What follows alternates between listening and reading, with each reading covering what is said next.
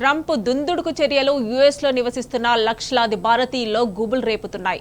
వలసదారులపై ఉక్కుపాదం మోపుతున్న ట్రంప్ యంత్రాంగం వీసా గడువు ముగిసినా ఇంకా యుఎస్లోనే ఉన్న వారిపై చర్యలకు ఉపక్రమించింది. దీంతో అమెరికాకు డిపెండెంట్ వీసాపై వెళ్లిన లక్షల మంది భవిష్యత్ అగమ్య గోచరంగా మారింది.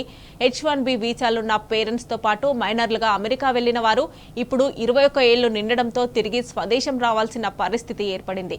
ప్రస్తుత ఇమ్మిగ్రేషన్ చట్టాల ప్రకారం H-4 వీసాపై వచ్చి 21 ఏళ్లు నిండిన వారు డిపెండెంట్ వీసా అర్హత కోల్పోతారు. ఇలాంటి భారతీయులు ప్రస్తుతం అమెరికాలో 1,00,000కు పైగా ఉన్నట్లు అంచనా. వీరందరూ ప్రస్తుతం బహిష్కరణ ముప్పును ఎదుర్కొనున్నారు.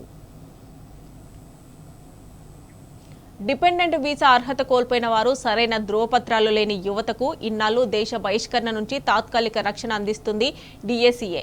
అయితే ఇది చట్ట విరుద్ధమని, దీని కింద వర్క్స్ పర్మిట్ పొందలేరని తీర్పునిచ్చింది టెక్సాస్ న్యాయస్థానం. ఫలితంగా భారతీయ యువత భవిష్యత్తుపై అనిశ్చితి నెలకొంది.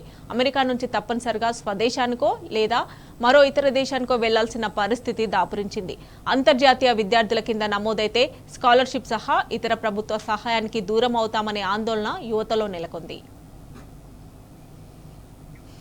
2023 మార్చి నాటికి 1.34 లక్షల మంది పిల్లలు వారి తల్లిదండ్రులకు గ్రీన్ కార్డ్ లభించేలోపు డిపెండెంట్ వీసా హోదా కోల్పోయారంటున్నాయి నివేదికలు. అమెరికాలో శాశ్వత పౌరత్వం లభించడం కోసం దరఖాస్తుదారులకు 12 నుంచి 100 సంవత్సరాల సమయం పడుతోందని లెక్కగడుతున్నాయి. ఈ నేపథ్యంలో వలసదారులు వీసా నిబంధనలు సరళంగా ఉన్న కెనడా, బ్రిటన్ వైపు చూస్తున్నారు US ఇండియన్స్.